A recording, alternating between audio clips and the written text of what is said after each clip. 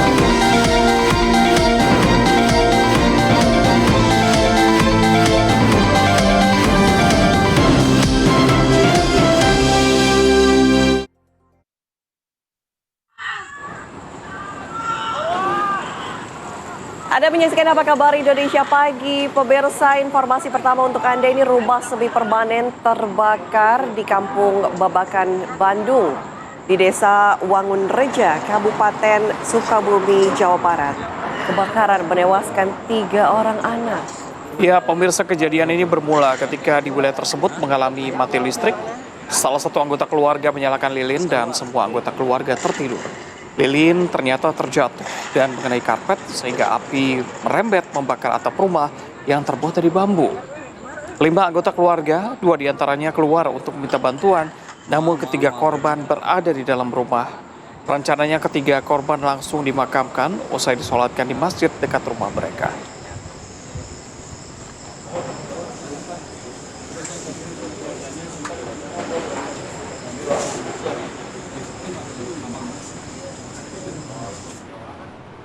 Kebakaran juga melanda 2 rumah pemirsa yang difungsikan sebagai salon dan indekos di Jalan Tanjung Alang di Kota Makassar, Sulawesi Selatan malam tadi. Kebakaran menewaskan 2 orang di sana. Korban ditemukan petugas saat menyisir bangunan dan menemukan kedua korban berada di dalam kamar mandi yang merupakan seorang nenek dan anggota keluarganya. Petugas juga berhasil menyelamatkan seorang lansia perempuan yang berada di dalam rumah dalam keadaan pingsan. Jenazah korban kemudian dievakuasi ke Rumah Sakit Bayangkara Makassar untuk penanganan lebih lanjut.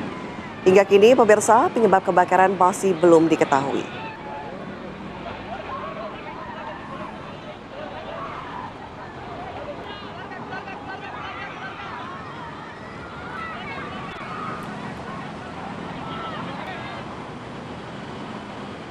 Assalamualaikum warahmatullahi wabarakatuh. Selamat pagi pemirsa, selamat pagi Reza. Hai, selamat pagi. Sekali ya, sudah hari Jumat, artinya besok mau weekend. Betul, untuk sebagian orang hari ini hari gajian juga. Oh gitu ya, tanggal berapa Reza? Tanggal 24. Jadi tanggal muda, siap-siap Anda mungkin hari ini mau berbelanja pagi-paginya, mau olahraga dulu karena tadi saya sempat ngintip cuaca di Jakarta dan sekitarnya sekitar 22 sampai 24 derajat Celcius. Aduh, ini juga anginnya kencang gitu ya. Lupa, hari Jumat juga banyak yang WFH ya. Nah, sambil menemani aktivitas Anda pagi ini pemirsa, kita memiliki beragam informasi yang akan kami sajikan, termasuk diantaranya adalah terkait dengan putusan sela ini terhadap kasus dugaan ijazah palsu yang menuding terhadap Presiden ke-7 Joko Widodo. Ini putusannya kemarin bahwa akan ada putusan atau sidang lainnya nantinya. Kita akan bahas. Nanti kita dalami ya, apakah kemudian akan ada jilid-jilid selanjutnya. Betul. Ini ya, ada pengaruh gak sih sebenarnya dengan kasus atau sidang yang dialami sama Roy Suryo nantinya. Kita akan bahas lengkapnya nanti ya.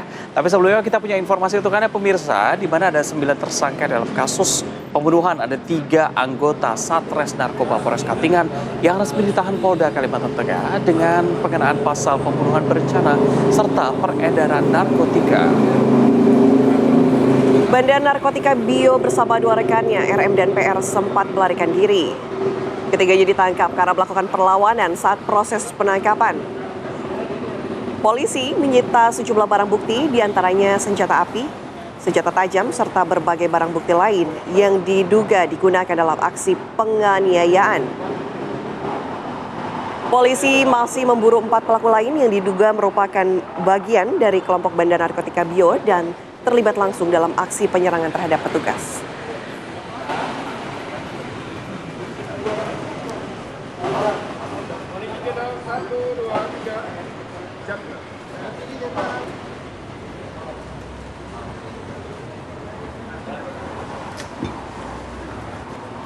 Ya pemirsa, informasi selanjutnya untuk Anda, ini kasus viral pasangan suami istri yang melakukan pencabulan terhadap bocah sekolah dasar berusia 12 tahun yang terjadi di Kota Tanjung Balai, Sumatera Utara kini telah ditangani polisi. Ya, polisi membenarkan bahwa pasangan suami istri itu telah melakukan tindakan pencabulan dengan iming-iming bermain telepon genggam. Dalam laporannya, pelaku sengaja memberikan telepon genggam kepada korban. Selanjutnya pelaku melakukan tindakan cabul kepada korban yang disaksikan oleh istrinya. Peran sang istri diduga memberikan korban kepada suaminya untuk dilakukan pelecehan. Polisi telah memeriksa saksi korban dan sejumlah saksi lainnya untuk menguak apa motif di balik kasus ini. Peristiwa terungkap setelah ratusan warga mendatangi rumah pelaku di daerah Teluk Nibung, Kota Tanjung Balai, Sumatera Utara. Pekerjaan pasangan suami istri ini apa nih? Baik, untuk terlapor A, pekerjaannya adalah buruh harian lepas. Istrinya sendiri? Istrinya saat ini masih sebagai saksi, adalah sebagai P3K paruh waktu. Peran istri ini sendiri, Komandan, apakah penyedia kasus pencabulan anak ini atau gimana? Sejauh ini masih pendalaman pemeriksaan oleh Satres Unit PPA Polres Tanjung Balai. Kesal karena antriannya diserobot saat mengantri pengisian BBM, ada seorang sopir yang menikam sopir lainnya di SPBU Kota Makassar, Sulawesi Selatan. Insiden penikaman sesama supir truk terjadi di SPBU Cokro di Kota Makassar. Rekaman kamera pengawas menunjukkan korban dan pelaku terlibat perdebatan. Peristiwa bermula saat pelaku yang sudah mengantri selama 9 jam menegur korban yang menyerobot dengan dalih mengisi solar Dex. Cekcok tak terhindarkan.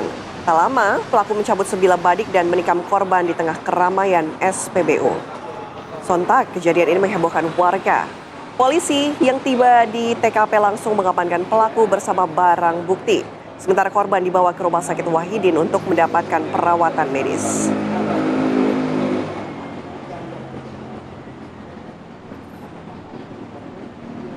Informasi lainnya untuk Anda pemirsa, ratusan warga di Kabupaten Pasuruan, Jawa Timur menutup Jalan Pantura Surabaya Banyuwangi. Akibat blokade ini, lalu lintas di 2 jalur lumpuh total. Ya, warga mulai dari perempuan hingga anak-anak ikut melakukan aksi penutupan jalur Pantura Surabaya Banyuwangi sambil melakukan orasi. Akibat penutupan jalur ini, arus lalu lintas dari 2 arah baik Surabaya maupun Probolinggo lumpuh total. Aksi warga tersebut terjadi karena muncul kekhawatiran dan ketakutan terkait dengan latihan tempur yang ada di desanya. Warga mengecam akan tetap memblokir jalanan sampai tuntutannya dipenuhi. Sementara pihak Marinir TNI Angkatan Laut masih belum memberikan komentar.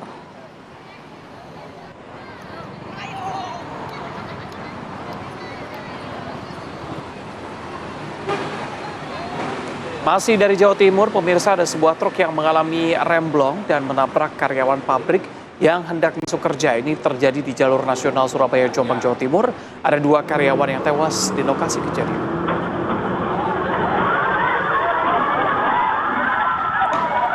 Peristiwa ini terjadi di Jalan Raya Desa Janti dan terekam kamera CCTV.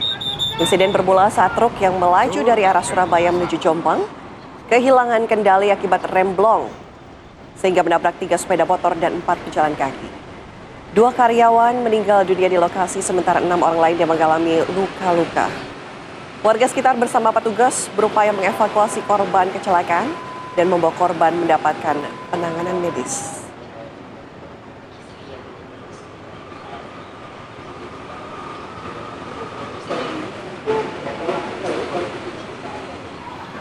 Pemirsa, 2 santri tewas dan 5 santri lainnya luka-luka setelah mobil pick-up yang mereka tumpangi menabrak rumah warga di dekat gerbang tol Kalianda, Lampung Selatan. Ya, kami hadirkan untuk Anda pemirsa, merupakan detik-detik saat korban kecelakaan tunggal tergeletak di pekarangan rumah warga. Tepatnya di dekat gerbang tol Kalianda, Lampung. Kendaraan bak terbuka tersebut hilang kendali sebelum akhirnya menghantam sebuah rumah warga. Warga pun berupaya untuk mengevakuasi seluruh korban ke rumah sakit untuk mendapatkan pertolongan medis.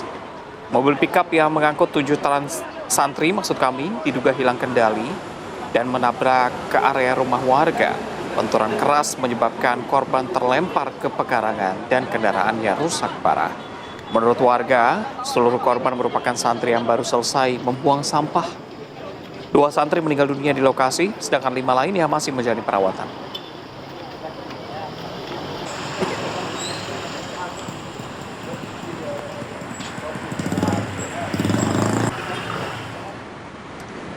Seperti biasa kita ajak pemirsa untuk memantau bagaimana kondisi arus lalu lintas pagi ini. Sudah ada rekan-rekan dari NTMC Polri.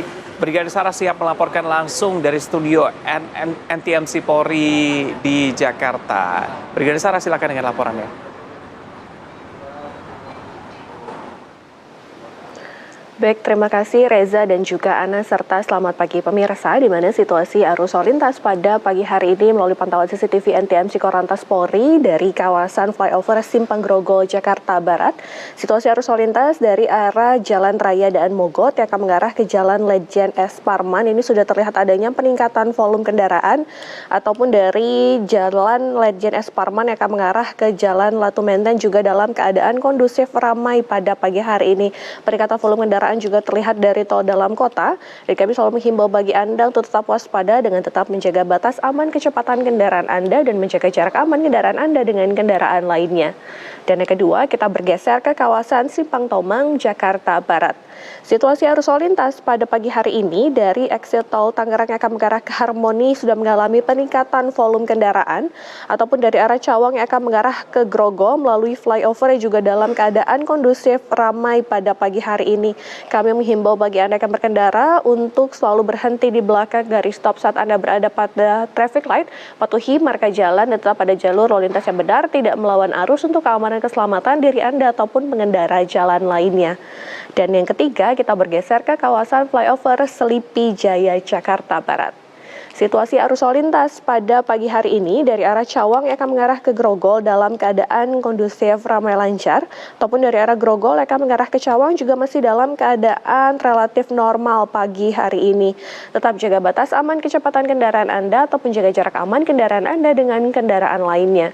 Dan yang terakhir, kita bergeser ke kawasan Jembatan Layang Mampang, Jakarta Selatan. Pada jalur flyover dari arah Tendean yang akan mengarah ke Pancoran pada pagi hari ini dalam keadaan kondusif ramai lancar.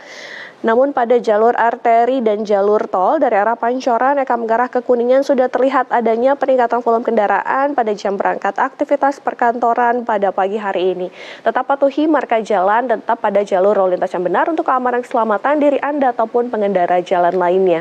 Dan dapat kami informasikan berdasarkan data IRSMS Korlantas Polri, angka kecelakaan lalu lintas di seluruh Indonesia 1 kali 24 jam terjadi sebanyak 283 kasus laka lantas dengan rincian 15 meninggal dunia, 62 luka berat, dan 361 luka ringan. Dari 283 kasus laka lantas tersebut, 35% terjadi karena kecerobohan pengemudi. Untuk itu kami menghimbau bagi Anda yang akan berkendara untuk selalu berkendara dalam keadaan yang prima, tidak dalam kondisi mengantuk, dan tidak melakukan aktivitas yang dapat mengganggu konsentrasi Anda saat mengemudi.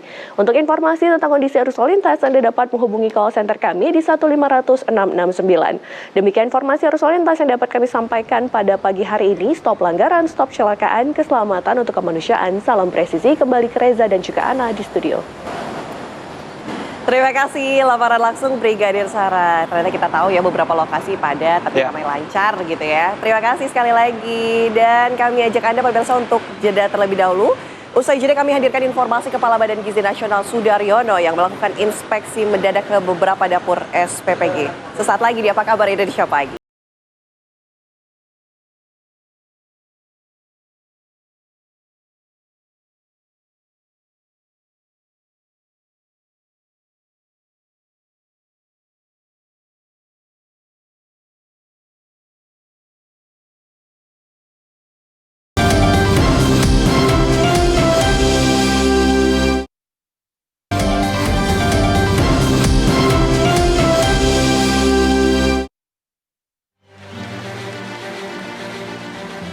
Pemirsa, Presiden Republik Indonesia Prabowo Subianto kemarin malam hadir dalam perayaan hari lahir ke-28 Partai Kebangkitan Bangsa atau PKB di Jakarta Convention Center.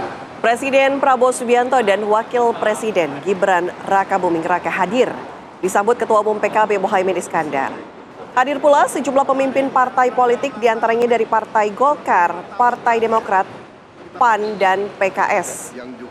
Dalam perayaan hari lahirnya yang ke-28, PKB melaksanakan beberapa kegiatan seperti anugerah kepada 9 Kiai Khos sebagai bentuk penghormatan atas jasa dan pengabdian terhadap perjuangan PKB. Selain itu, dilaksanakan juga pembacaan hasil Ijtima Ulama sebagai penguatan dari arah moral dan kebangsaan partai.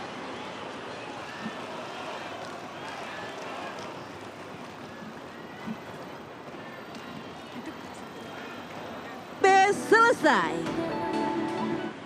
Nah, informasi berikutnya ini, Za, mungkin yang bikin pusing sebagian pengendara yang melewati Jalan Cakung Cilincing karena terkait kemacetan horor yang terjadi di ruas Jalan Cakung Cilincing. Menteri Perhubungan ini menyatakan sudah ada koordinasi dengan pihak-pihak terkait, diantaranya adalah Polda Metro Jaya dan juga Dinas Perhubungan DKI Jakarta untuk kemudian mengurai kemacetan dengan mengatur mobilisasi kendaraan-kendaraan di kawasan tersebut. Polres maupun Polda berkaitan dengan pengaturan jalan di sana. Ya. Jadi sudah koordinasi Pak ya? Sudah koordinasi dan kita berharap juga dengan Dinas Perhubungan DKI karena ada beberapa tempat yang memerlukan dukungan dari Dinas Perhubungan untuk supaya kita mengatur bagaimana kendaraan-kendaraan yang melakukan mobilisasi di wilayah itu bisa diatur secara baik. Ya, sementara itu dari Pemprov DKI Jakarta untuk mengatasi dan juga mengurai kemacetan horor dan juga melancarkan arus kendaraan di ruas Jalan Cakung Cilincing, pemerintah provinsi ini telah menyiapkan terminal Tanah Merdeka sebagai buffer zone untuk menampung kontainer-kontainer imbas kemacetan bongkar muat truk kontainer. Pemerintah Provinsi DKI Jakarta juga memberikan diskresi berupa pembebasan tarif retribusi parkir di Terminal Tanah Merdeka mulai dari 22 Juli hingga 5 Agustus 2026. Kemacetan yang terjadi karena disebabkan antara yang masuk dan yang keluar itu tidak balance. Sekarang ini banyak sekali kontainer-kontainer yang berisi dari import kemudian masuk ke Jakarta. Tetapi kontainer-kontainer yang kosong untuk ekspor kebetulan mengalami penurunan yang signifikan. Sehingga terjadi antrian di mana-mana dan saya sudah memutuskan untuk peti kosong yang ada itu kita minta untuk parkirnya tidak di jalanan. Tidak boleh lagi ada parkir di jalanan. Itulah yang menyebabkan kemacetan yang luar biasa. Maka kita gunakan Terminal Tanah Merdeka sebagai buffer zone. Dan karena ini rata-rata adalah kontainer kosong, mereka kan nggak mau bayar retribusi. Maka untuk itu dari tanggal 22 Juli sampai 5 Agustus, Pemprov DKI Jakarta memberikan diskresi pembebasan tarif. Informasi lain untuk Anda pemirsa, ini Kepala Badan Gizi Nasional Sudaryono melakukan inspeksi mendadak ke beberapa dapur pelayanan pemenuhan gizi atau SPPG di Bogor, Jawa Barat. Ya, sidak ini dilakukan untuk memastikan standar keamanan pangan, kebersihan, hingga kualitas pelayanan program makan bergizi gratis tetap terjaga. Dalam sidak tersebut, Sudaryono menyebut mayoritas dapur MBG sudah berjalan dengan baik, namun BGN tidak akan ragu untuk menutup dapur yang tidak mampu memenuhi standar yang ditetapkan. BGN juga menegaskan pengawasan akan terus dilakukan secara berkala untuk memastikan seluruh dapur MBG telah memenuhi standar keamanan, baik secara gizi, kualitas, pelayanan, hingga para penerima manfaat bisa menerima makan bergizi gratis ini dengan baik ya. Adalah nyemangati yang memang dapur dan petugasnya itu bagus. Saya harus katakan bahwa dari semua dapur itu mayoritas hampir semua bagus. Apakah bagus semua? Belum. Mungkin ada 1-2 yang belum, itu yang kita perbaiki, itu yang kita kritisi, itu yang kita up. Jadi saya juga meminta kepada awak media kepada masyarakat, kalau ada itu boleh di-up ya, dan akan kita perbaiki, akan kita tegur, kalau perlu, kalau memang nggak bisa kita perbaiki, kita tutup itu dapurnya kalau memang tidak bisa memenuhi standar keamanan, standar gizi, standar mutu, dan juga delivery yang baik ya.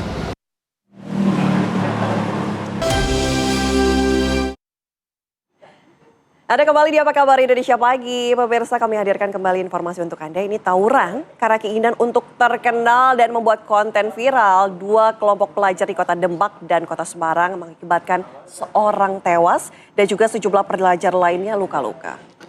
Ya, tawuran yang melibatkan sejumlah pelajar ini terjadi di Jalan Raya Semarang, Grobogan, Desa Sidorejo. Para pelajar bertemu untuk beradu fisik dengan menggunakan senjata tajam. Akibat tawuran ini ada 3 orang pelajar yang terluka dan 1 orang korban asal Semarang tewas. Ada 20 siswa yang telah diperiksa oleh petugas. Dari hasil pemeriksaan ini terungkap bahwa tawuran tersebut dilatar belakangi keinginan untuk terkenal dan juga membuat konten viral.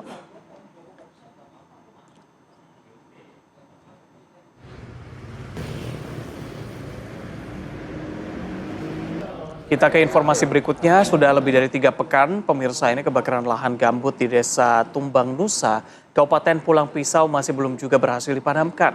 Di tengah situasi tersebut, polisi menetapkan ada 8 orang pemilik lahan sebagai tersangka yang diduga sengaja membakar lahan hingga menyebabkan kebakaran meluas dan sulit untuk dikendalikan.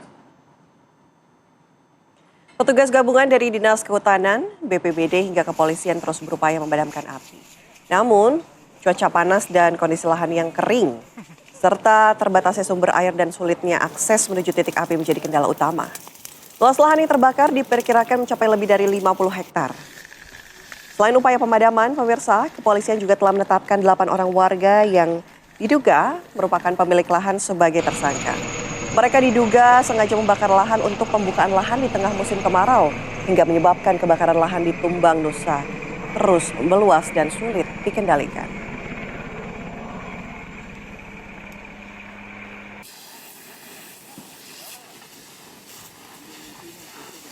Kita beralih ke wilayah Sumatera Utara, pemirsa. Ratusan warga Kota Tanjung Balai, Sumatera Utara menggeruduk sebuah rumah di mana ini tempat tinggal terduga pelaku pelecehan seksual anak di bawah umur. Tak kuasa menahan emosi, ada ratusan warga yang menggeruduk dan mengepung rumah di Tanjung Balai, Sumatera Utara. Tempat tinggal pasangan suami istri yang diduga menjadi pelaku tindakan pelecehan seksual terhadap bocah yang masih duduk di bangku sekolah dasar. Peristiwa penggerudukan dan juga pengemukan tersebut viral di media sosial. Jadi menurut warga, sang istri pelaku merupakan guru SD yang diduga mengasongkan seorang bocah di bawah umur kepada suaminya untuk dijadikan objek perbuatan cabul. Proses evakuasi terduga pelaku dilakukan sejumlah petugas dan berlangsung secara menegangkan. Saat ini keduanya telah keluar dari kediaman. Warga juga langsung emosi mengejar dan menghakimi pasangan ini. Polisi melakukan pengamanan dan membawa keduanya ke kantor polisi.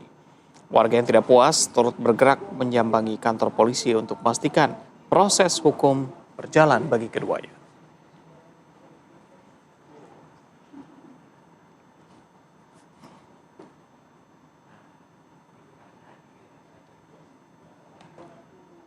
Kita ke Bekasi, Jawa Barat. Pemirsa, unit Jatan Ras Satreskrim Polres Metro Bekasi mengamankan pelaku penyekapan dan penganiayaan terhadap seorang perempuan di Kabupaten Bekasi, Jawa Barat.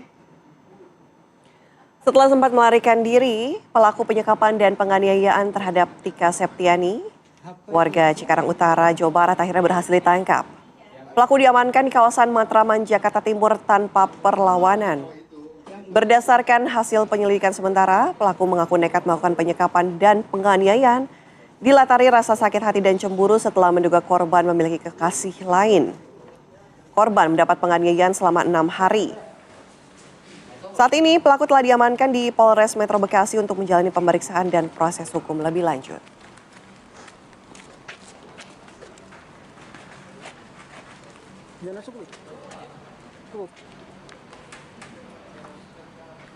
Pemirsa, untuk mendalami kasus ini, kami ajak Anda untuk langsung berbincang bersama dengan Kombes Pol Ikhlas Putrowarsono, Kapolres Metro Bekasi. Selamat pagi, Pak Ikhlas, Pak Kapolres.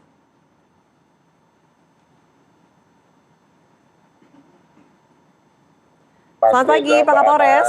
Dan seluruh pemirsa Oke. Indonesia.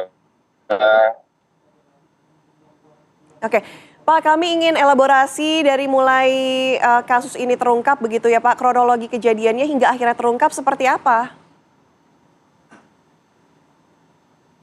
Baik, Mbak Ana dan seluruh masyarakat Indonesia, saya jelaskan. Jadi berawal dari adanya laporan dari korban yang berhasil meloloskan diri dari kamar kosnya yang digunakan untuk menyekap selama kurang lebih 6 hari.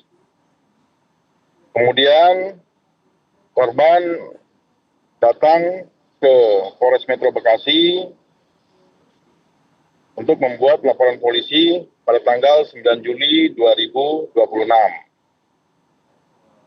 Kemudian kami mendalami dari keterangan korban dan saksi-saksi, dan selanjutnya kami melakukan pengembangan dan mengejar pelaku. Kemudian tim gabungan dari unit PPA dan unit Jatanras melakukan pengejaran terhadap pelaku, melakukan observasi terhadap pelaku dan pengintaian terhadap salah satu rumah yang diduga adalah rumah dari pelaku ini. Saat berada di lokasi tersebut, anggota mencurigai adanya sepeda motor Yamaha XSR 155 yang merupakan sepeda motor milik pelaku. Lalu tim gabungan, unit 4 PPA dan unit Jatanras Polres Metro Bekasi melakukan profiling terhadap rumah tersebut. Mendeteksi keberadaan, mengidentifikasi, dan berkoordinasi juga dengan saudara kakak pelaku yang terletak di Jalan Keramat 5, nomor 16, RT RW 16, Kenari, Senen, Jakarta Pusat. Dan menyelidiki serta mengobservasi saksi atas nama saudara AS, yang mana telah didapat informasi bahwa dia adalah teman dari pelaku dan berada di rumah dari saudara AS tersebut. Dan pada hari Jumat, tanggal 17 Juli 2026, sekira jam 00.45, waktu Indonesia Barat, tim gabungan mendapatkan lokasi tempat persembunyian pelaku di Jalan Galur Sari 9, Matraman, Jakarta Timur. Kemudian tim langsung masuk dan komunikasi dengan pemilik rumah tersebut, kemudian serta didampingi oleh Ketua RT setempat. Didapati benar pelaku saudara HSLT berada di dalam rumah tersebut. Lalu tim gabungan unit PPA dan Jatanras langsung melakukan penangkapan terhadap pelaku HSLT dan momennya. Begitu Mbak Ana. Oke, Pak Kapolres, mungkin Anda juga bisa jelaskan kepada kami, waktu itu kan dilakukan penyekapan terhadap korban ini. Seperti apa proses penyekapannya? Apakah memang saat itu langsung dikonfrontasi dan tidak boleh pulang? Lokasi penyekapannya di mana? Tadi Anda juga sudah katakan sebenarnya 6 hari di sana. Bagaimana korban akhirnya bisa lolos dari penyekapan yang dilakukan pelaku? Baik, makasih Mas Reza. Jadi dapat saya jelaskan, TKP penyekapannya ada di kamar kos-kosan pelapor di Jalan Wisma Elang, Cijingga. Nah, penyekapan ini mulai dari tanggal 8. Nah, ini berawal dari kecemburuan pacar dari pelapor ini, saudara HSLT ini. Karena saudara HSLT mengetahui pacarnya ini masih jalan sama cowok lain. Nah, kemudian karena sakit hati, korban kemudian tidak boleh keluar dari kamar kosnya. Selama di dalam kamar kos, terjadilah penganiayaan, kemudian dipukul, dipendang, dan berbagai hal-hal yang dilakukan untuk melakukan kekerasan tersebut, Mas Reza. Kemudian di saat korban sedang sendiri, disitulah kesempatan yang bersangkutan untuk melarikan diri melalui jendela. Setelah keluar dari jendela, langsung korban menuju ke Polres Metro Bekasi. Demikian, Mas Reza. Oke, Pak Kapolres, konstruksi hukum terhadap pelaku, Pak, yang disangkakan berapa tahun penjara ancamannya, Pak? Baik, mana? Jadi pasal yang kami sangkakan kenakan untuk memproses kasus ini adalah kami mengenakan pasal 466 ayat 1 Undang-Undang Nomor 1 Tahun 2023 tentang Kitab Undang-Undang Hukum Pidana, kemudian berbunyi bahwa setiap orang yang melakukan penganiayaan dipidana penjara paling lama 2 tahun 6 bulan atau denda kategori 3 maksimal 50 juta. Kemudian pasal 466 ayat 2 berbunyi, jika perbuatan sebagaimana dimaksud pada ayat 1 mengakibatkan luka berat, pelaku dipidana dengan penjara paling lama 5 tahun. Demikian. Kemudian pasal 466 ayat 3-nya berbunyi, jika perbuatan yang mengakibatkan kematian dipidana dengan pidana penjara paling lama 7 tahun. Jadi yang kami kenakan atau kami sangkakan terhadap tersangka adalah pasal 466. Demikian, Mbak Ana. Oke. Baik. Terima kasih Kombes Pol Ikhlas Putro Warsono, Kapolres Metro Bekasi sudah bergabung sama kami di Apa Kabar Indonesia Pagi. Dan pemirsa, kami ajak Anda jeda terlebih dahulu. Saya jeda, kami kembali dengan informasi sebuah minibus yang menerobos lampu merah penyeberangan jalan di kawasan Hotel Indonesia, Jakarta Pusat. Sesaat lagi.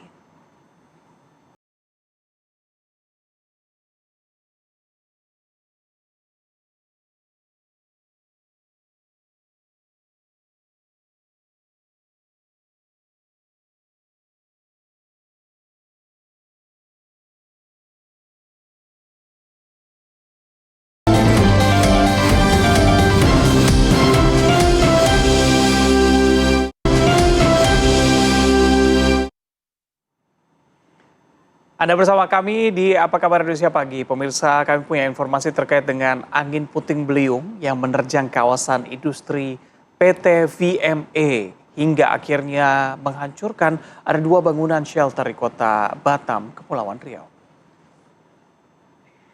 Nah pemirsa, dalam video yang direkam oleh pekerja setempat, terlihat pusaran angin begitu cepat menghancurkan bangunan shelter di perusahaan. Bahan material bangunan, kemudian atap bangunan juga bertebaran ke berbagai arah, sehingga membuat para pekerja panik dan berhamburan menyelamatkannya. Menurut keterangan Ketua Tim Pelayanan Informasi BMKG Kota Batam, terjadinya cuaca ekstrim ini dikarenakan cuaca di Kota Batam kerap berubah-ubah, hingga mengakibatkan terjadi angin kuat hingga hujan petir. Namun, cuaca yang tidak menentu dan tiba-tiba berubah ini hanya bersifat sebentar dan tidak dalam jangka waktu yang lama. Ini Eza, kalau kita lihat di media sosial juga banyak masyarakat yang bertanya, kenapa tidak dipaku begitu ke tanahnya, tidak atau mungkin saja sebenarnya sudah, tapi anginnya memang terlalu kencang begitu ya? Betul, kalau melihat kejadian ini memang beruntung sekali ya para pekerja ini tidak berada di sekitar lokasi sehingga memang tidak ada korban yang terjadi di sana ya. Nah, informasi lainnya untuk Anda pemirsa, ini kemarau panjang membuat ratusan warga di Kabupaten Ciamis, Jawa Barat kesulitan untuk mendapatkan air bersih. Sumur mengering hingga akhirnya warga harus mengantre di tandon air untuk kemudian memenuhi kebutuhan sehari-hari. Ya, ternyata sudah lebih dari 2 bulan ya. Warga di Dusun Panamun, Desa Kawasen, Kecamatan Banjarsari yang mengalami krisis air bersih. Kemarau panjang membuat sumur-sumur warga ternyata surut dan juga mengering. Untuk kebutuhan mandi, mencuci, dan keperluan rumah tangga lainnya, warga harus antri ambil air di tandon umum. pasokan air bersih yang dikirim hampir setiap hari menggunakan truk tangki untuk melayani 3 RT di kawasan tersebut. Sementara untuk kebutuhan minum dan memasak, warga terpaksa untuk membeli air isi ulang. Sebagian warga mengeluarkan biaya tambahan untuk memasang pipa, mesin pompa, serta kabel listrik agar dapat mengambil air dari sumber mata air yang berjarak ratusan meter dari rumah. Selama musim kemarau belum berakhir, warga berharap distribusi air bersih terus dilakukan agar kebutuhan air sehari-hari tetap terpenuhi dan juga krisis air tidak semakin parah. Tapi nggak cuma di Jawa Barat ternyata kemarau yang bikin air jadi jarang atau krisis air ini terjadi di beberapa wilayah di Indonesia. Bahkan kalau kita ngomongin soal air yang berkurang ya, di Katulampa Bogor aja bahkan sempat ketinggian mencapai 0 cm. Setelah kemarin Bayangin, hujan 0 deras, cm. Iya. penuh, sekarang mulai surut lagi karena kemarau ya. Kita bahas yang viral-viral nih. Di media sosial ada yang viral terkait dengan tangan seorang penumpang yang terjepit pintu KRL, namun kereta tetap melaju. Ya pemirsa, dari video yang beredar tampak seorang wanita yang tengah memegang gelas plastik berisi kopi berusaha menarik tangannya saat sudah berada di dalam kereta.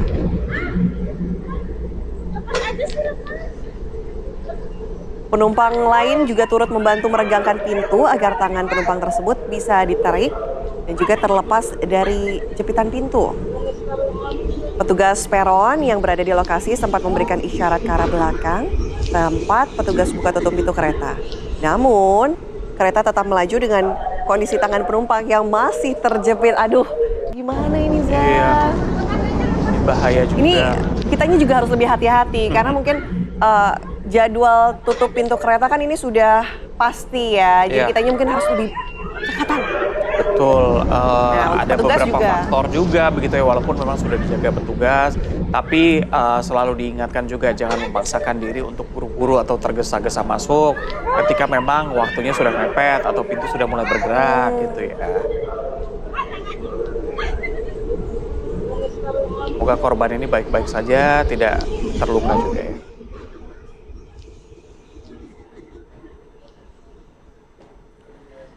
Informasi lainnya pemirsa, seorang oknum petugas kepolisian menampar seorang siswa di desa Ngembe di Bima, Nusa Tenggara Barat. Ya, aksi dari polisi tersebut menyulut kemarahan warga.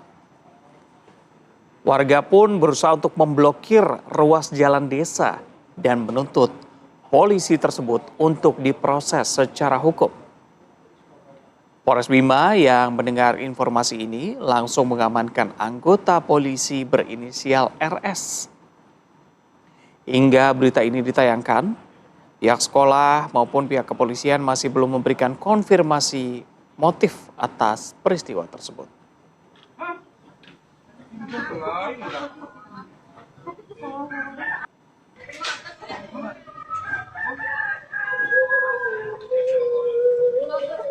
Kita kabar lainnya pemirsa, ada 2 mobil minibus yang terlibat kecelakaan lalu lintas di Jalan Trans Sulawesi, Kampung Bila, Kecamatan Matirobulu, Kabupaten Pinrang, Sulawesi Selatan. Sebuah mobil minibus diduga melaju kencang dari arah kota Parepare menuju kota Pinrang. Minibus tersebut ditumpangi 2 pasang muda-mudi. Warga yang berada di sekitar lokasi langsung mengevakuasi korban yang mengalami luka-luka di sejumlah bagian tubuh dan langsung dilarikan ke rumah sakit terdekat untuk mendapatkan perawatan medis. Diketahui pemirsa, kendaraan tersebut diduga hilang kendali dan menabrak mobil lain yang sedang terparkir di pinggir jalan.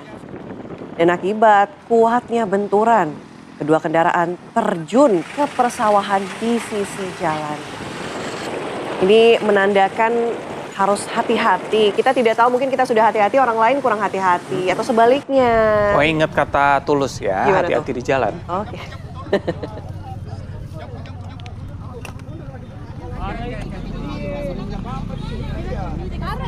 Pemirsa, viral di media sosial 4 orang murid sekolah dasar secara sukarela turun langsung untuk merawat lingkungan dengan bersih-bersih sampah. Aksi mereka ini terinspirasi dari komunitas pegiat lingkungan yang kerap membersihkan lingkungan yang kotor. Nah ini saya kasih 2 jempol ya, apalagi kemarin juga, jangan lupa kemarin tuh Hari Anak loh, Ya. Hari Anak Nasional. Nah ini patut diapresiasi ya, aksi keempat bocah ini yang mereka sebenarnya awalnya kesel ngelihat lingkungan yang kotor dan mereka peduli. Dan mungkin nggak ada kegiatan saat libur sekolah kemarin begitu ya. Jadi ada 4 siswa kelas 6 SD negeri di Purwakarta, Jawa Barat yang tergerak hatinya saat melihat aliran selokan di sekitar lingkungannya tersumbat sampah. Dengan menggunakan peralatan seadanya seperti kantong plastik dan alat pembersih, ember, sarung tangan, mereka turun langsung untuk membersihkan selokan. Meski harus hati-hati, karena ada bahaya pecahan kaca serta paku yang tidak terlihat ya. Tapi mereka juga semangatnya tidak surut demi mencegah timbulnya penyakit dan juga sarang nyamuk. Aksi kepedulian ini diapresiasi tinggi dari kepala sekolah. Pihak sekolah juga berharap aksi ini bisa menjadi inspirasi bagi siswa lainnya untuk menjaga lingkungan kelas, lingkungan sekolah maupun lingkungan tempat tinggal mereka.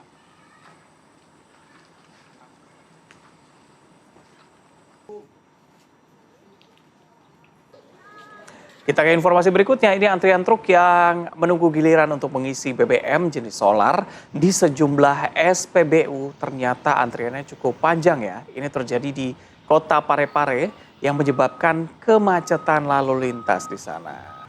Ya, beginilah pemirsa kondisi di Jalan Andi Mapatola, tepatnya di kawasan perempatan Ujung Bulu, Kota Parepare, Sulawesi Selatan. Puluhan truk mengantri.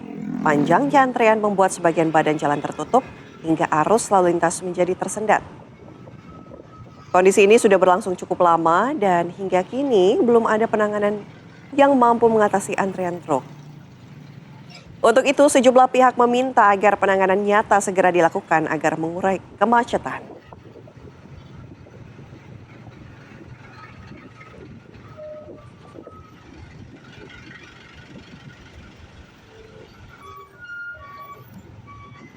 Ini ada informasi yang tidak patut ya untuk dicontoh. Karena sebuah minibus menerobos lampu merah penyeberangan jalan di kawasan Hotel Indonesia Jakarta, pemirsa. Ya, kami hadirkan rekaman CCTV-nya. Pemirsa Anda bisa lihat ya, ada lingkaran merah yang kami buat supaya Anda perhatikan juga di mana memang sudah ada lampu merah di sana. Tapi mobil mewah tersebut ya, ini melanggar lampu merah. Bukannya berhenti di belakang garis putih, pengemudi malah tancap gas, sementara banyak pejalan kaki yang hendak menyeberang dari kedua arah.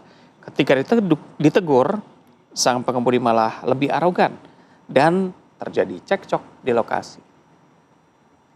Ini kalau dibahas sebenarnya ramai sekali di media sosial. Ya. Ada konfirmasi dari pihak security yang melakukan peneguran. Di sini aja kita, Bu. Di sini kita. Tapi memang dari pihak satunya masih ditelusuri, sementara di sisi lain netizen melihat plat nomor polisi ternyata tidak sesuai dengan kendaraannya, yang pajaknya masih belum dibayar, begitu. Kita harapkan memang bisa terungkap semua kasus ini karena sudah viral ya. Banyak yang bisa dibahas ya, Zay. Ya.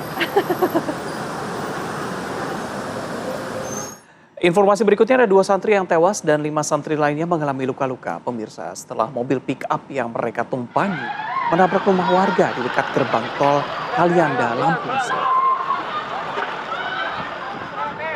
Inilah pemirsa saat korban kecelakaan tunggal mobil pick-up tergeletak. Kendaraan bak terbuka tersebut hilang kendali sebelum menghantam sebuah rumah warga.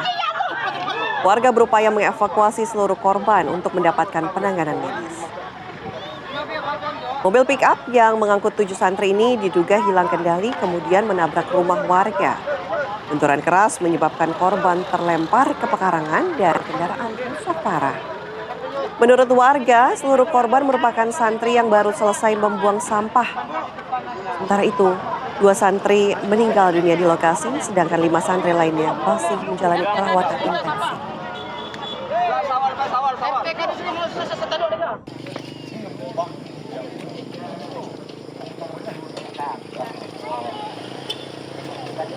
Pemirsa, sidang perkara dugaan pencemaran nama baik terkait tudingan ijazah palsu Presiden ke-7 Republik Indonesia Joko Widodo memasuki babak baru. Selengkapnya di Apa Kabar Indonesia Pagi sesaat lagi.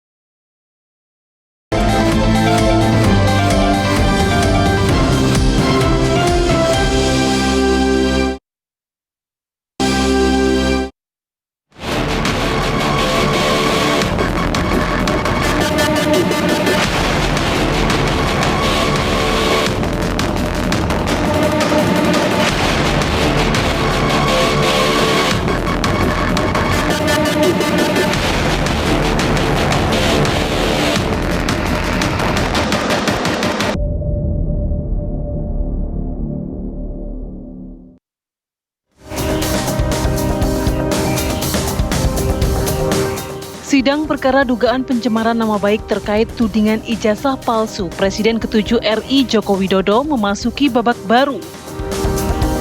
Majelis Hakim Pengadilan Negeri Jakarta Timur mengabulkan nota keberatan atau eksepsi yang diajukan terdakwa Tifauzia Tiasuma atau Dr. Tifa.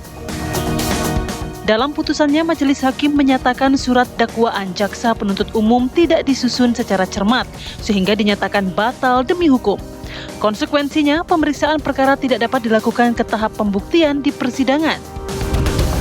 Hakim juga memerintahkan agar seluruh berkas perkara dikembalikan kepada jaksa penuntut umum. Lantas, apa pertimbangan hukum Majelis Hakim hingga mengabulkan eksepsi tersebut? Apa implikasi putusan ini bagi proses hukum selanjutnya? Tim TV One mengabarkan.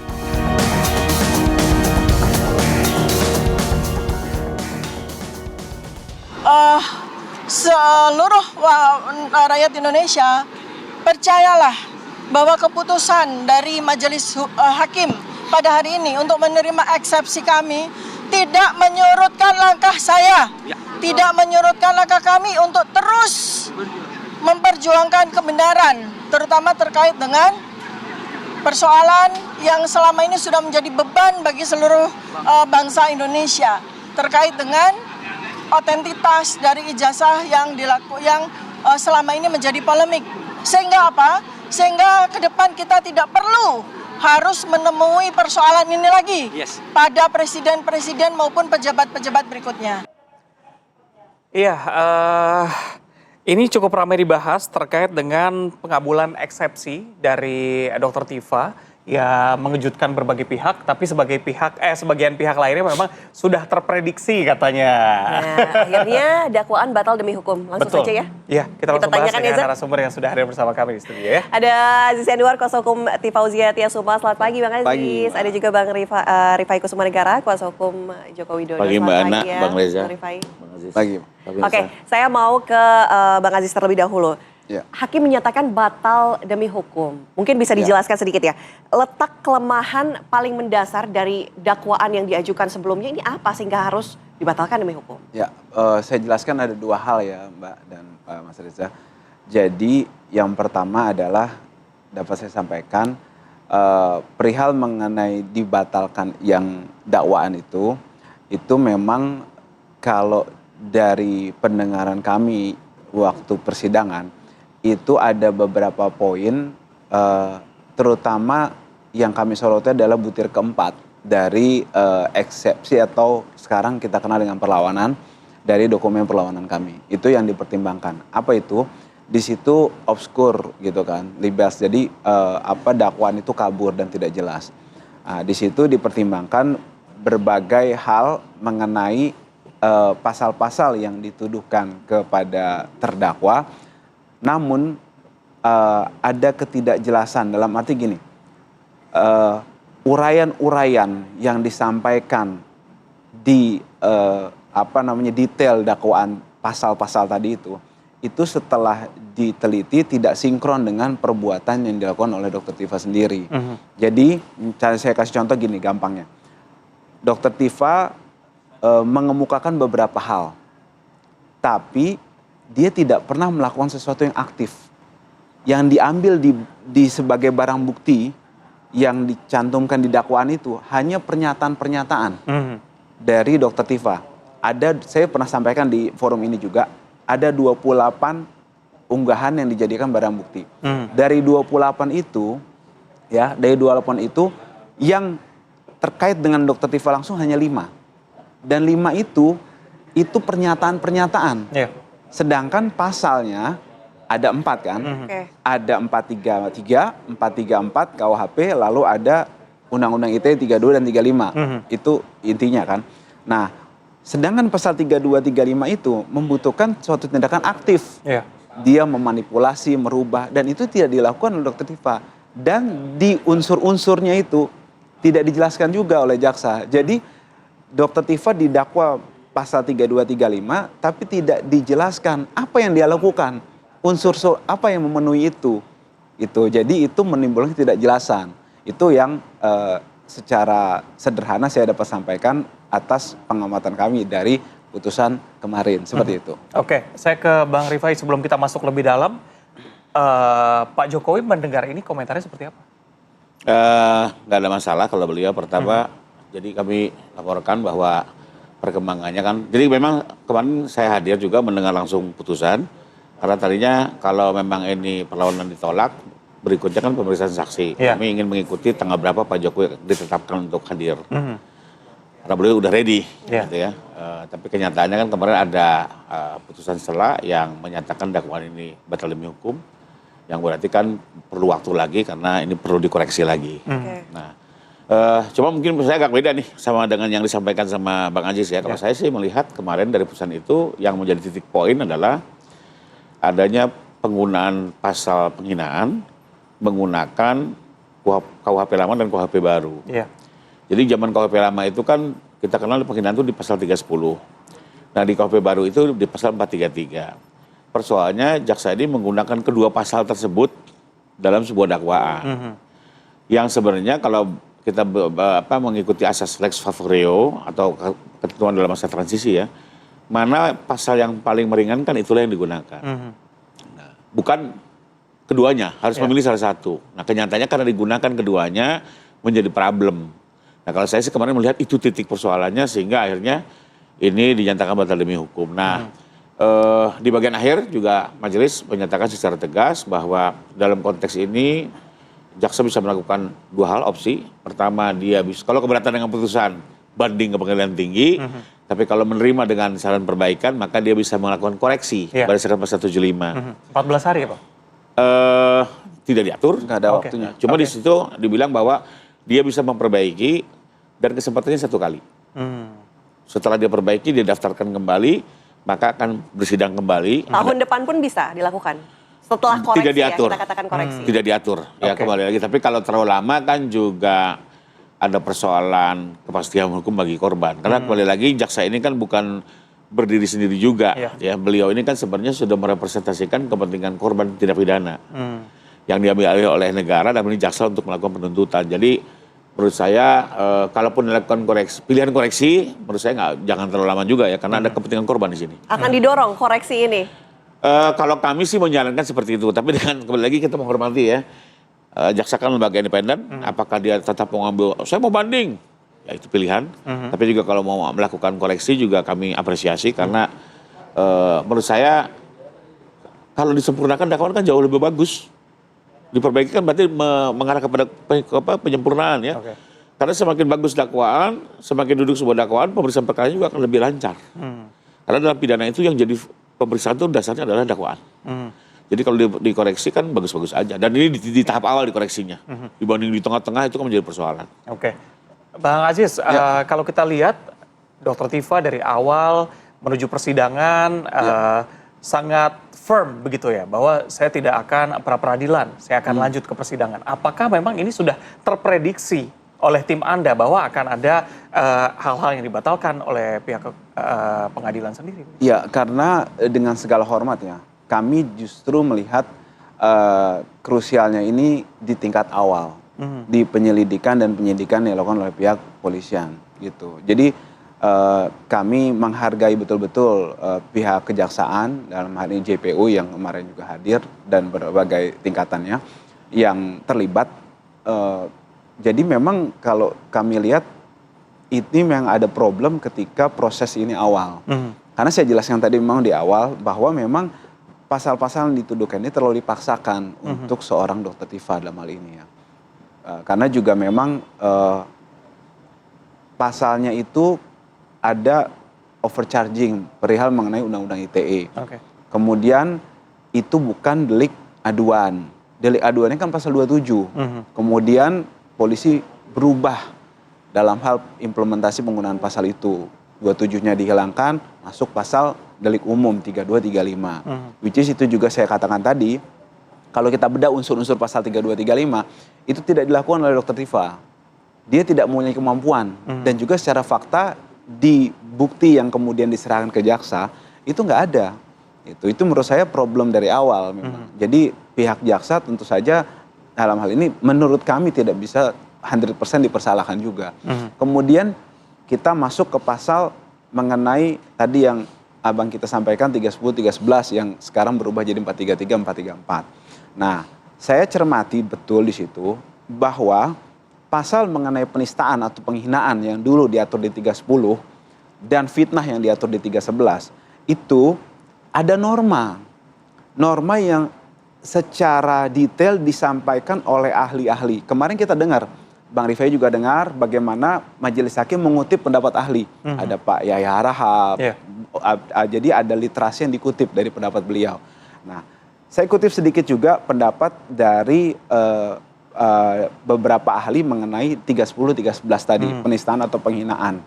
Jadi di situ beberapa ahli menyatakan bahwa penghinaan yang dilakukan itu harus tindakan yang aktif. Jadi yang dia lakukan itu misalnya begini, melakukan pemalsuan. Seseorang yang dituduh, Pak Jokowi misalnya, tindakan memalsukan itu aktif. Gitu. Itu baru penghinaan. Tapi kalau objeknya sendiri, gitu kan, misalnya, maaf kita menghina bodoh, palsu.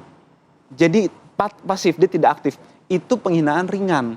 Diaturnya di penghinaan yang ringan. Dan itu tidak masuk di pasal yang dituduhkan di polisi di situ. Nah, maksud saya, dia polisi dalam hal ini membentuk norma baru yang seharusnya itu tidak dilakukan gitu. Itu menurut saya akan menimbulkan kesulitan ketika jaksa nanti akan melanjutkan ke proses. Oke, Bang Aziz, kalau gitu jika nanti ada perbaikan dakwaan, apakah tim kuasa hukum juga akan mengajukan eksepsi?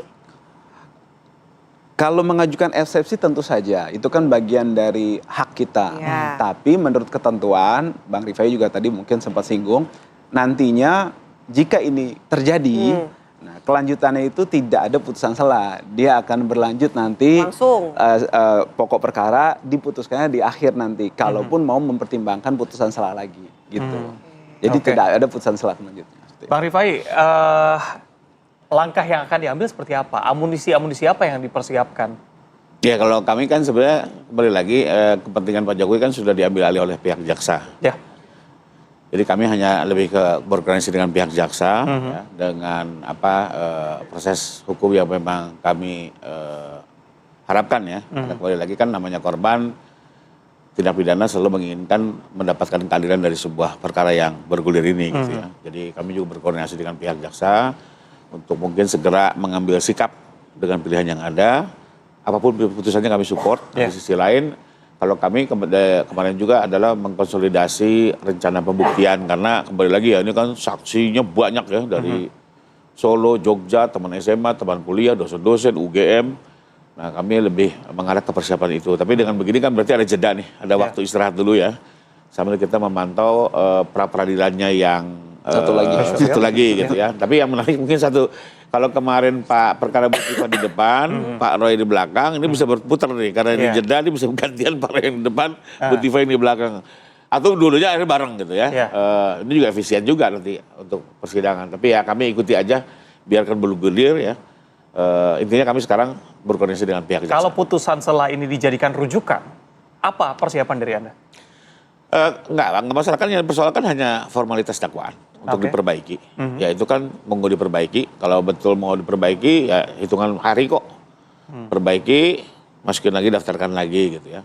Nah tapi kalau tetap misalnya saya mau banding dulu, ya kita harus ikuti proses hukumnya. Tapi kalau kami lihat sih dari pilihan-pilihan yang ada ya, bicara waktu ya. Karena juga kan lelah nih, publik juga nunggu gitu ya. Pak Jokowi sendiri udah siap nih ke sidang. Karena yang penting kan justru di sini adalah soal ijazah ini. Ya, harus terang benderang, itu tujuan Pak Jokowi loh. Dia betul-betul merasa lelah dengan tuduhan yang selama ini digulirkan. Beliau ingin ini dibuktikan dalam persidangan. Artinya pengen ke pembuktian. Kalau Bang Aziz, dari Anda sendiri, apakah kemudian putusan ini membuat keyakinan semakin yakin begitu bahwa kasus ini seharusnya tidak dibawa ke ranah pidana atau malah nggak apa-apa, tahap pembuktian aja sekalian gitu? Enggak, kita menolak. Kita tidak sependapat dengan teman-teman atau pihak-pihak publik ya. Kalau beliau tentu saja kontra gitu kan. Kita tidak sependapat dengan pihak-pihak yang mengatakan bahwa kalau Anda konsisten dengan mengenai ijazah ini pembuktian itu dilanjutkan. Enggak, karena ini kita bicara kepentingan Dr. Tifa yang memang harus kita bebaskan dari quote unquote kriminalisasi ini atas yang memang dia kerjakan yang memang dilindungi oleh undang-undang, dan juga tidak masuk sebenarnya kualifikasi pidana di sini, seperti itu. Menurut saya itu yang harus dikedepankan. Justru kalau misalnya memang mau dipermasalahkan, maka tinggal dilanjutkan waktu itu penyelidikan dari Dumas yang dilakukan oleh TPUA di Mabes Polri terkait dengan ijazah. Artinya objeknya ini bukan individu, tapi ijazah itu sendiri. Kalau kita mau membuktikannya, gitu kan. Kan saya sudah katakan beberapa kali juga. Dulu ketika Pak Gus Nur dan Bambang Tri itu dipidana juga Undang-Undang ITE terkait dengan permasalahan ijazah Pak Jokowi, itu nggak dibuka di sana gitu loh. Waktu itu ya. Adapun kalau nanti ada perkembangannya, saya juga tidak yakin akan sedetail dengan jika kita mempermasalahkan ijazahnya gitu loh.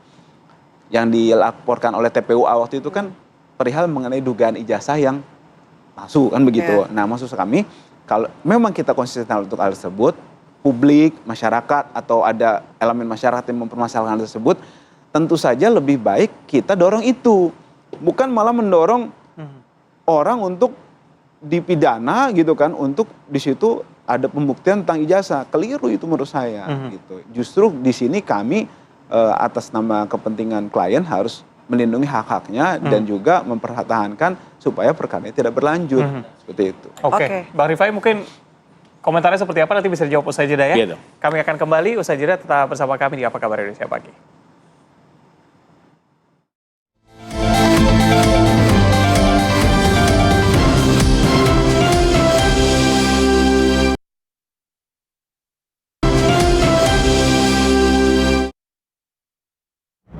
Dalam pertimbangannya, Hakim Pra-Peradilan menyatakan penolakan Pra-Peradilan Roy Suryo bukan didasarkan pada substansi perkara, melainkan pada aspek prosedural pengajuan permohonan.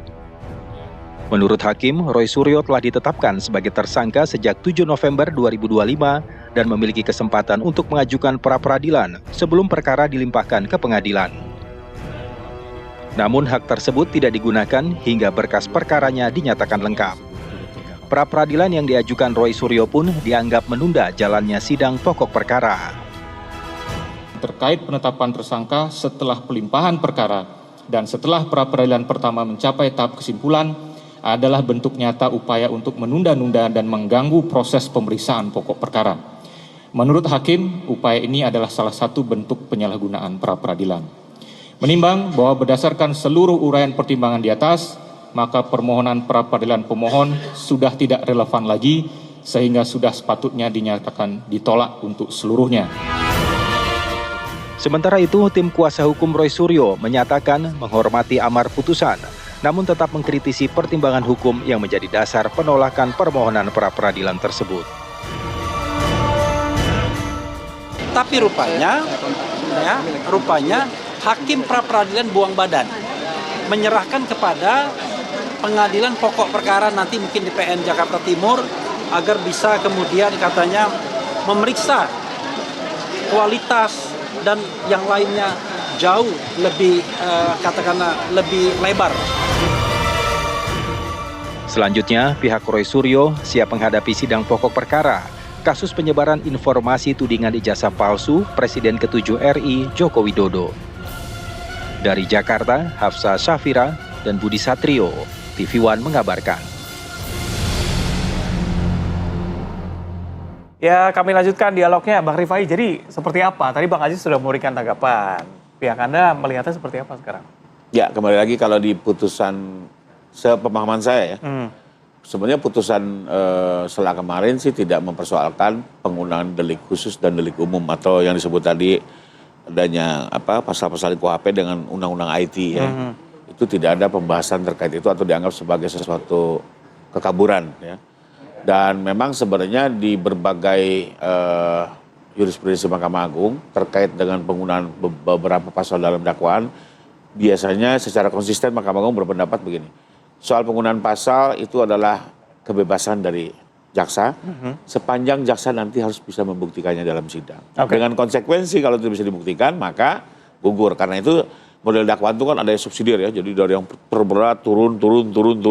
Sebenarnya itu tujuannya. Jadi dia dikasih alternatif. Satu nggak terbukti lari kedua, dua tidak terbukti ketiga. Jadi memang itulah model dakwaan di Indonesia. Jadi dia bisa menggunakan berbagai pasal secara berurutan, ya, baik kumulatif pun bisa, alternatif pun bisa, bahkan ada yang dikenal dengan dakwaan campuran. Jadi dikembalikan, tidak dibatasi.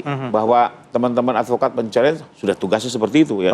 Kalau di Bahwa masa ini tidak transisi terbukti. seperti ini, KUHP baru KUHP lama boleh dua-duanya digunakan? Boleh, tetap. Karena itu sifat dakwaan kita di dalam sistem hukum pidana Indonesia mengenal dakwaan itu. Campuran, kumulatif, alternatif, bisa semua dimainkan gitu ya.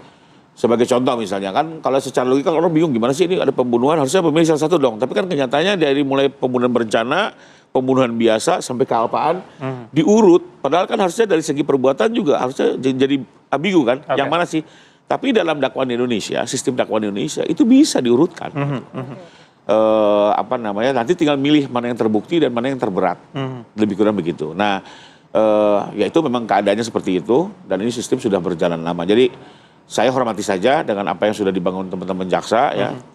Nanti tugasnya untuk membuktikan, karena itulah jurisprudensi Mahkamah Agung. Termasuk teman-teman men-challenge bagus juga. Kayak kemarin kan teman-teman advokat men-challenge dakwaan dan didapatkan satu persoalan formalitas. Buat saya ya ini bagus. Ini teman-teman advokat sudah berhasil menjalankan perannya untuk melakukan check and balance dalam sebuah proses penegakan hukum. Jadi sekalipun kami dalam berbeda tempat, tapi kami menghargai sebagai tugas advokat seperti itu memang. Bang Rifai tadi mengatakan bahwa ada beberapa poin yang kemudian dibiarkan oleh jaksa, tapi bukannya menjadi pokok permasalahan. Tadi Bang Aziz bilang bahwa ini termasuknya sebenarnya ringan gitu ya. Tadi yang kita sempat bahas bahwa yang dilakukan Dr. Tifa ini adalah termasuk ITE ringan begitu ya? Bukan, jadi penghinaan itu ringan. Kualifikasinya ada penistaan atau penghinaan dan penghinaan atau penistaan yang ringan. Tapi tidak masalah itu. Kenapa? Bagaimana? Tidak dipermasalahkan. Jadi gini, dalam hal tersebut. Yang saya katakan tadi adalah bagaimana pasal-pasal itu memiliki norma. Saya kasih contoh lagi yang kedua. Pasal 3235. Itu kan sebenarnya maksudnya ya secara norma itu kan bagaimana manipulasi itu digunakan untuk cybercrime, untuk financial cybercrime. Jadi kita ada ATM, struknya dimanipulasi seakan itu asli. Itu tujuan maksudnya, awalnya itu. normanya itu. Jadi kemudian norma itu diselewengkan tanda petik oleh pihak kepolisian, dimasukkan ke jaksa. Akhirnya kan dia membentuk norma baru yang menyimpang dari ketentuan yang memang seharusnya pembentuk undang-undang itu harapkan. Gitu. Itu maksud saya yang keliru dalam hal-hal norma itu harus diperhatikan, itu harus konsisten gitu loh maksudnya. Jadi jangan kalau begitu ceritanya itu interpretasinya nanti bisa macam-macam gitu kan. Akhirnya itulah yang saya katakan beberapa kali di beberapa kesempatan, hukum itu digunakan untuk menggebuk pihak-pihak yang tidak sesuai dengan sejalan dengan penguasa kan begitu, atau dengan pihak-pihak tertentu. Nah itu maksud saya untuk menghindari, kan hukum nggak boleh, dia harus berdiri di tengah-tengah. Penguasa ini siapa Bang Aziz? Atau mantan penguasa lah. Oh gitu, mantan penguasa. Gimana nih? Tanggapan dong Bang Rifai, mantan penguasa kayaknya kenal ini. Inilah ya kadang kasihan juga beliau ini udah pensiun ya, sudah di Solo, dalam bahasa beliau sudah di kampung tapi dianggapnya masih sedikit berkuasa. Ini kan padahal beda ya siapa penguasa siapa mantan kan gitu ya. Tapi ya kembali lagi, saya sih menghargai saja bahwa ini semacam dialektika hukum ya, perbedaan cara pandang, sekalipun kalau saya tetap melihat bahwa ini adalah hak jaksa untuk menggunakan pasal, toh dengan konsekuensi yang selalu yang dibilang Mahkamah Agung dalam berbagai jurisprudensi ini, Anda dikasih kebebasan tapi harus buktikan. Kalau Anda nggak bisa buktikan, bebas. Jadi itu risiko-risiko ya, misalnya kalau ternyata ini masuk ke penghinaan ringan tapi ternyata tidak ada pasalnya, ya bebas. Jadi jaksa juga harus betul-betul yakin bahwa dari pilihan-pilihan dakwaan secara alternatif ini paling nggak ada yang tetap nyangkut. Karena itu harus pertanggungjawaban gitu ya. Jadi tidak tebang pilih gitu? Enggak, ini konsekuensi profesi. Oh enggak, kalau soal penguasa saya pikir nggak nyambung lah. Contoh nih, kalau betul penguasa, mana mungkin prapernya bisa mementahkan kan? Mana mungkin kena eksepsi. Artinya apa? Betul-betul Pak Jokowi sekarang rakyat biasa. Artinya biarpun dia ada kepentingan hukum sedang memohonkan keadilan, tapi kalau dieksepsi kena ya dia terima. Dia sudah warga biasa. Kemarin juga yang pra-peradilannya tak kena ya dia terima gitu ya. Dan itu membuktikan, dan itu sudah juga membuktikan apa? Bahwa dia betul-betul sudah menjadi warga biasa, mengikuti semua proses hukum, datang ke pengadilan gitu ya, datang ke polisi juga waktu itu membawa laporan. Ini kan udah jelas tidak ada privilege lah. Itu lihat sendiri kan. Putusan setelah muncul, para hakim tidak ada segan-segannya dan menurut saya bagus. Inilah proses hukum yang objektif ya. Semua sama di mata hukum, tapi kan kembali lagi tujuan hukum adalah mencari kebenaran dan mewujudkan keadilan. Baik, Bang Rifai, singkat saja mungkin. Tadi di awal Anda sempat mengatakan bahwa Pak Jokowi ingin ada pembuktian. Karena sudah menunggu lama dan segala macam. Kalau putusan setelah ini dijadikan acuan terhadap Roy Suryo, begitu. Tanggapan Anda dan Pak Jokowi seperti apa? Apakah akan melakukan penuntutan kembali atau seperti apa? Enggak juga. Jadi gini, pertama kan perlu digarisbawahi ya. Sebenarnya kan kalau Pak Jokowi sendiri loh, ini kita coba remind. Sudah digugat 8-9 kali, sudah dilaporkan polisi 2 kali. Beliau loh, digugat 7-8 kali, 8-9 kali, bahkan di LP 2 kali beliau. Di Jogja, di Bariskim. Yeah. Kemarin saya dengar lagi katanya mau digugat lagi kan. 6-7 biji lagi gitu ya. Artinya Pak Jokowi selama ini juga selalu menghadapi berbagai tuntutan, berbagai gugatan ya. Dan yang disayangkan memang selama ini juga pengadilan-pengadilan ini selalu menyatakan tidak berwenang karena memang ini persoalannya kalau dibawa ke Perdata Dantun bicara formalitas. Dan rata-rata yurisnya bilang bahwa ini kewenangan PT UN. Masuk ke PT UN, tegang waktu. Oke. Jadi dari segala pilihan hukum yang ada memang mau nggak mau akhirnya Pak Jokowi melakukan upaya hukum pilihan ini. Karena inilah forum yang paling mungkin masuk ya. Dan terbukti kan bisa masuk ke sidang. Sekalipun memang ada beberapa perbaikan. Kedua, kelebihannya kalau pidana ini masuk ke material pembuktian sebenarnya. Semua dikasih kesempatan untuk mengajukan buktinya, terbuka bebas, semua bisa menyaksikan dan betul-betul masuk ke kebenaran. Jadi pilihan ini adalah sekali lagi buat Pak Jokowi buat terang perkara. Karena kalau dan saya pikir juga semua masyarakat ingin ini jelas, ingin terang juga. Termasuk Pak Jokowi ingin selesai, ingin enough gitu loh. Korbannya juga bukan hanya Pak Jokowi loh, UGM, KPU, KPUD. Jadi biar kembali lagi buat Pak Jokowi, beliau tetap mengupayakan ini tetap terbuka ya. Karena sejauh ini belum ada pilihan yang lain, apalagi gitu. Yang disebut yang Bariskim, baru penyelidikan udah stop. Boro-boro ke penyidikan, boro-boro ke penuntutan, boro-boro ke persidangan. Kalau ini udah sidang loh ya. Jadi tinggal koreksi sedikit. Ketika memang nanti putusannya adalah sama, begitu tidak dilanjutkan, sedangkan pihak Anda ingin membuktikan, langkah apa yang akan diambil? Apakah ada laporan baru? Enggak, makanya kan ya sebenarnya nggak mau juga sih, ya lelah juga. Gitu. Tadi katanya mau sekalipun ya mungkin kalau memang juga ini terpaksa berhenti. Ya mungkin terpaksa kami buat LP baru. Mungkin terpaksa ya. Karena juga sebenarnya masih banyak rentang setelah April ke sini yang bahkan lebih heboh, lebih menjadi-jadi, tidak kami buat laporan tersendiri gitu ya. Bang Aziz. Kan yang kami laporkan kemarin itu Januari sampai April 2025. Setelah April itu akan ada yang lebih heboh, tapi sementara ini kan kita drop lah buat apa. Kemungkinan ada LP baru, Bang Aziz. Melihat ini bagaimana nih pelaporan baru katanya dalam rentang waktu ini singkat saja. Ya menurut saya kalau memang tujuannya itu lebih baik. Apakah memperpanjang masalah atau? Iya, maksudnya gini, kalau memang tujuannya tulus murni untuk membuktikan ijazah itu, menurut saya kan objeknya ijazah, bukan orang, bukan pihak-pihak yang menuduh atau menyalahkan. Kan gitu kan, niatnya baik nih. Nah, jangan sampai niat baik ini kanalnya keliru menurut kami kan begitu. Nah, kanal yang tepat adalah mungkin kita bisa bareng ke Mabes Polri, minta untuk Mabes Polri buka lagi laporan TPOA itu, kita mau buktiin itu. Nah, itu jelas objeknya bukan orang, tapi ijazah itu. Juga bukan Pak Jokowi di sini. Objeknya itu adalah ijazah itu. Jadi maksud saya kanalnya dalam hemat kami yang tepat adalah itu. Oke. Baik. Terima kasih ya. Kalau dilihat memang masih ada waktu sampai dengan 2029. Jadi saling lapor juga masih berjalan. Menguntungkan masing-masing pihak juga ya. Baik, terima kasih ya Bang Rifai. Bang Aziz sudah bergabung sama kami di Apa Kabar Indonesia Pagi. Sama-sama, thank you. Kita jeda terlebih dahulu pemirsa, kami akan kembali dengan informasi terkait dengan dunia kedokteran yang kembali berduka. Ada seorang dokter muda yang sedang menjalani program internship di Rumah Sakit Lampung Timur yang ditemukan meninggal dunia. Apa yang menjadi penyebabnya kami hadirkan selengkapnya usai jeda.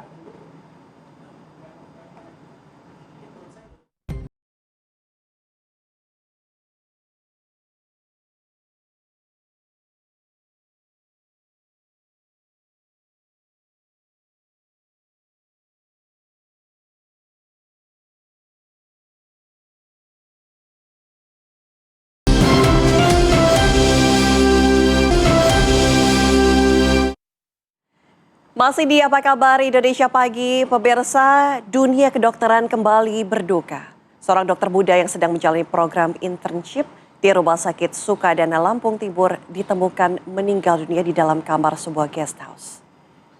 Hingga kini polisi masih menyelidiki penyebab pasti kematian dari korban.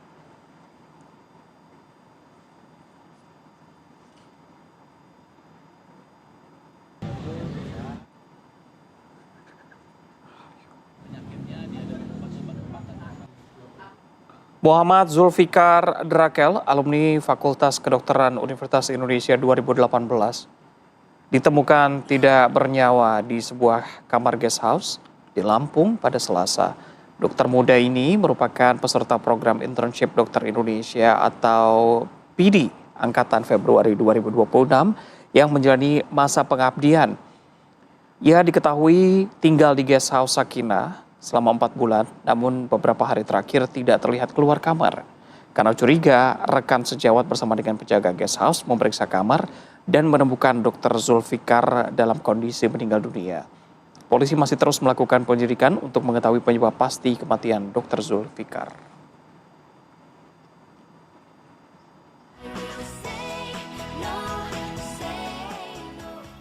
Kami sudah terhubung langsung dengan Wakil Ketua Umum PBID Lampung, Dr. Wikeka. Assalamualaikum, selamat pagi dokter.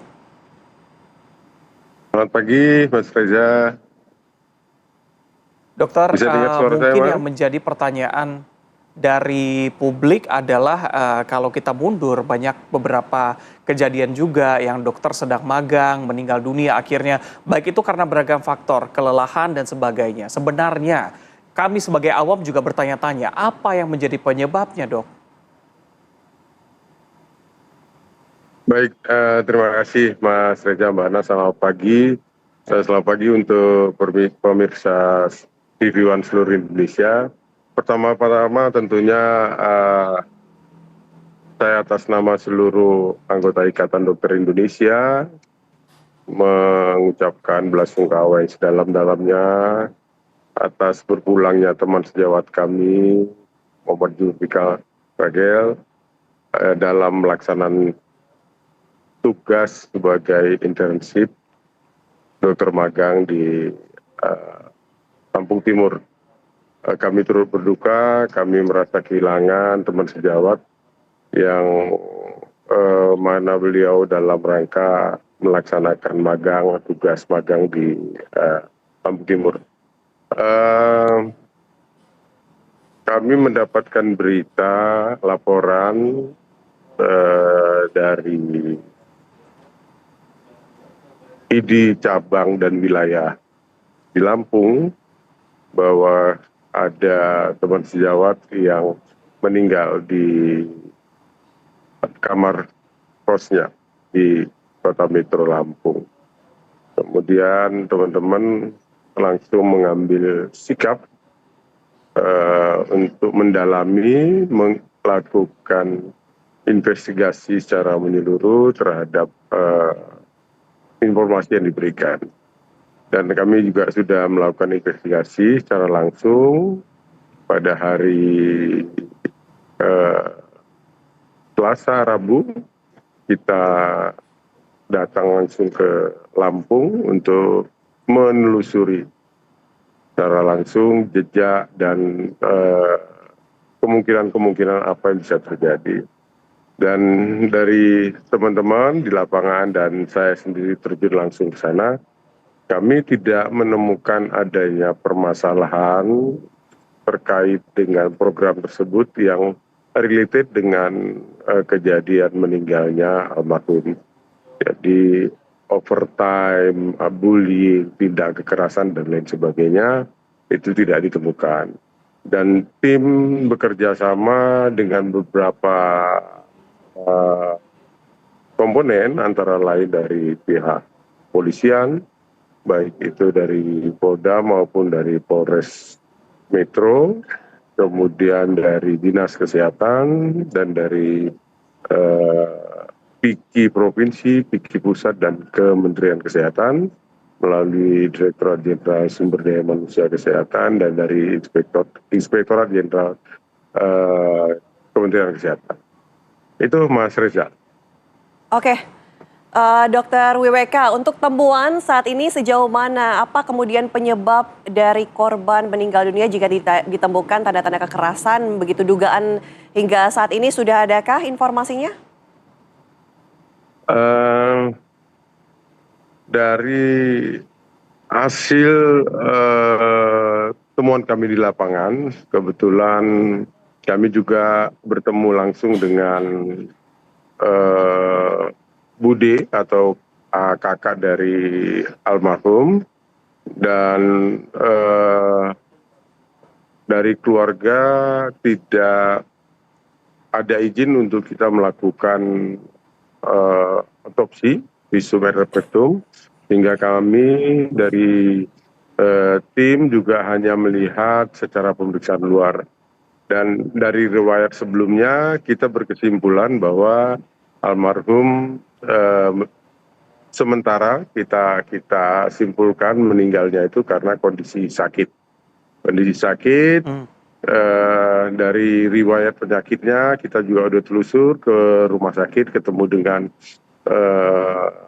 dokter yang menangani almarhum, dan kita sudah berdiskusi, kita membawa pakar dari Kementerian Kesehatan, sehingga kita berkesimpulan bahwa tidak ada unsur kelalaian, bullying dan lain sebagainya, dan lebih dimungkinkan meninggalnya karena sakit. Begitu, Mbak Ana. Oke.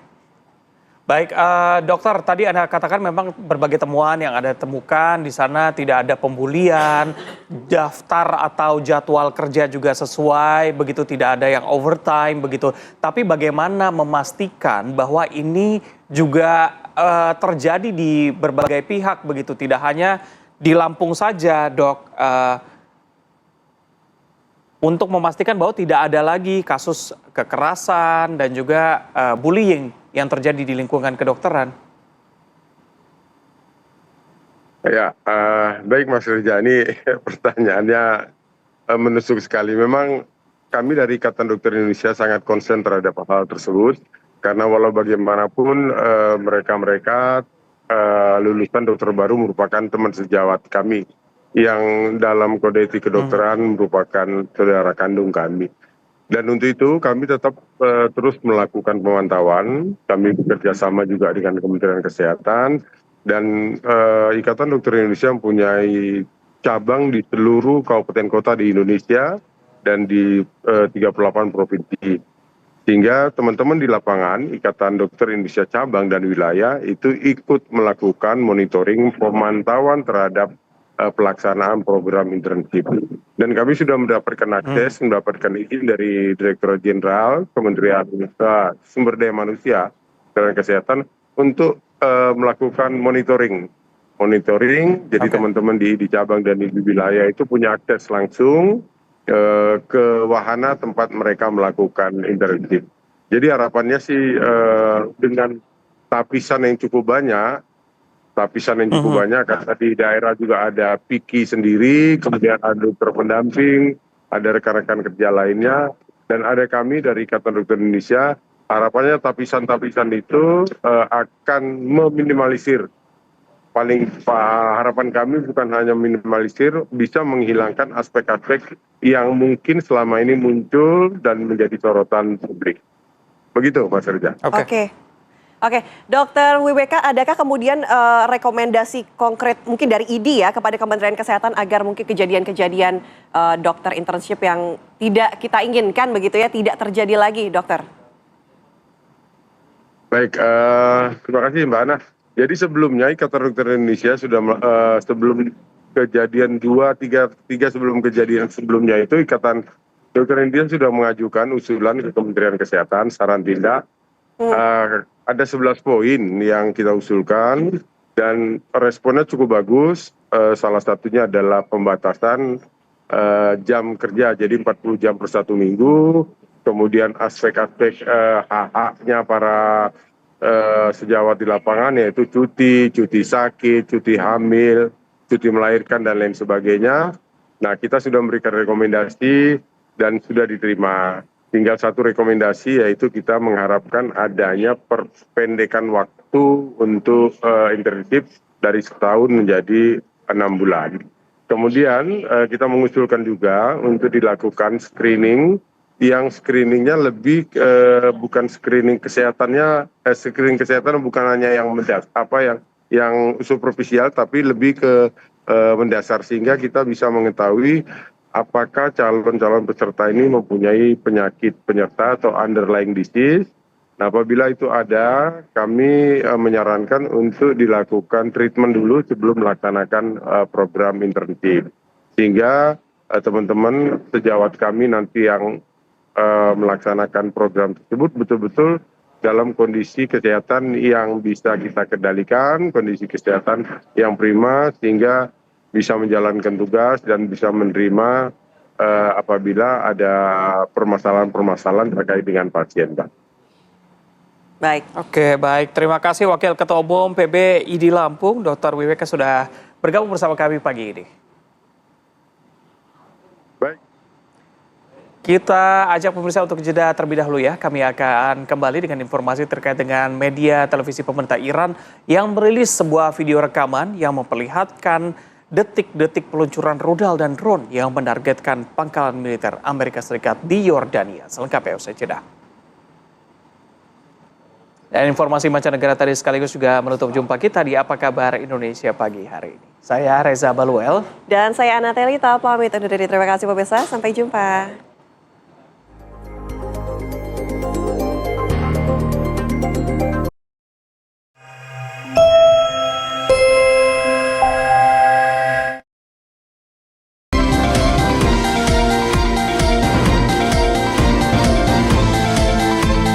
Anda baru saja menyaksikan Apa Kabar Indonesia Pagi, didukung oleh